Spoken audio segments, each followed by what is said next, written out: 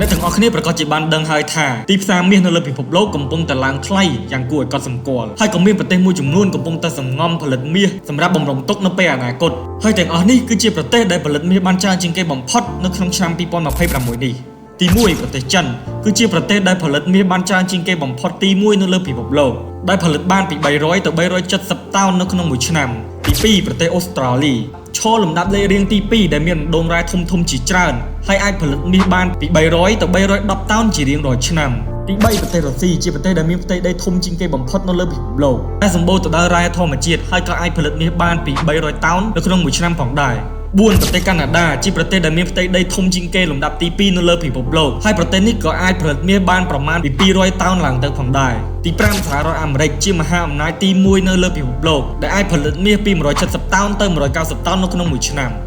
ហើយក៏សូមបញ្ជាក់ផងដែរថាទិន្នន័យទាំងអស់នេះនឹងមានការប្រែប្រួលពីមួយឆ្នាំទៅមួយឆ្នាំផងដែរប្រឡេកមកមើលប្រទេសដែលមានស្តុកមាសច្រើនជាងគេបំផុតនៅលើពិភពលោកវិញមានដូចជា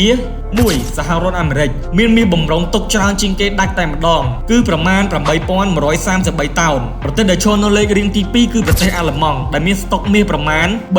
3355តោនទី3គឺប្រទេសអ៊ីតាលីមានស្តុកមាសបំរុងប្រមាណ2451តោនទី5ប្រទេសរុស្ស៊ីបានបង្កើនការទិញស្តុកមាសយ៉ាងច្រើនសម្បើមប្រមាណឆ្នាំចុងក្រោយនេះដោយមានមាសបំរុងទុកប្រហែល2332តោននិងចុងក្រោយគេទី6គឺប្រទេសចិនពេលបិទតែប្រទេសចិនជាប្រទេសដែលផលិតមាសធំជាងគេលេខ1នៅលើពិភពលោកក៏ដោយក៏ប៉ុន្តែប្រទេសចិនមានមាសបំរុងស្តុកទុកត្រឹមតែ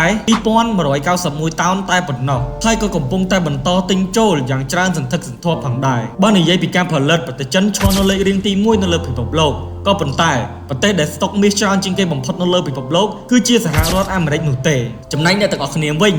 មានមាសបំរុងទុកនៅក្នុងខ្លួនប៉ុន្មានដែរកុំភ្លេច comment ម្នាក់មួយផងណា follow សម្រាប់វីដេអូក្រោយ